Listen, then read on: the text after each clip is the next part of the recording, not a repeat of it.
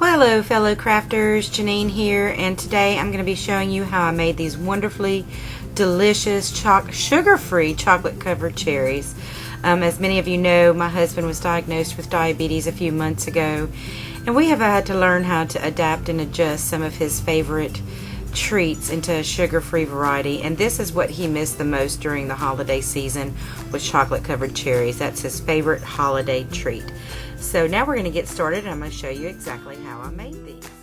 First, I started with a can of no sugar added cherry pie filling.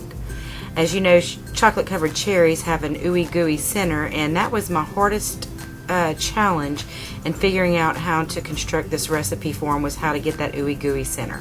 And this is what I came up with. So I just pureed that entire can of cherries as fine as my food processor would get them, and then I sweetened them with some no-calorie sweetener, basically Splenda, but I use the off-name brand.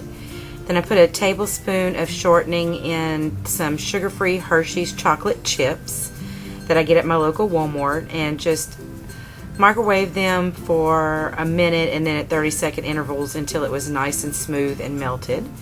Then I laid out these are miniature baking cups. And I found that they were the perfect size for making the chocolate covered cherries. And I just spooned a little bit of the melted chocolate into a few of the cups at a time. I only worked on 4 or 5 at a time.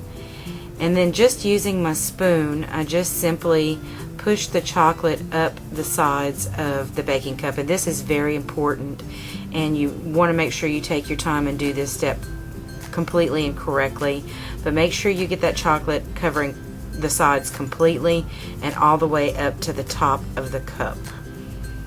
I can't stress enough how important it is, and you're going to see at the end of the video why it's so important. But just make sure the chocolate completely coats the inside of each of the cups. And then I popped those in the freezer for a few minutes until that chocolate got hard again.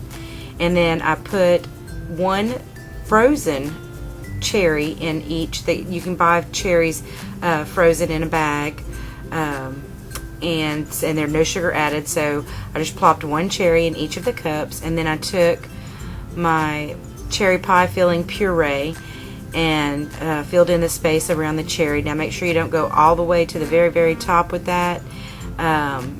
You need a little bit of space for your chocolate covering. And then I popped that in the freezer for a few minutes until that cherry pie filling was nice and stiff. It makes it easier to do the chocolate topping if everything's frozen up again. And then I just carefully spooned the chocolate that I melted. I had to warm it up again to get it flowing again, but I just carefully spooned that on top of the filling, and I made sure that I went all the way to the edge, where chocolate met chocolate. Basically, that's the best way I can think of to describe it. Chocolate meets chocolate. And then once I was done with that, I popped it back in the freezer and let everything harden up again. And this is the final result. Now you can see with this cherry, I'm going to show you right here where there's gaps between the chocolate because chocolate didn't meet chocolate. And the problem with that is, as you can see, your filling is going to drip out of those holes.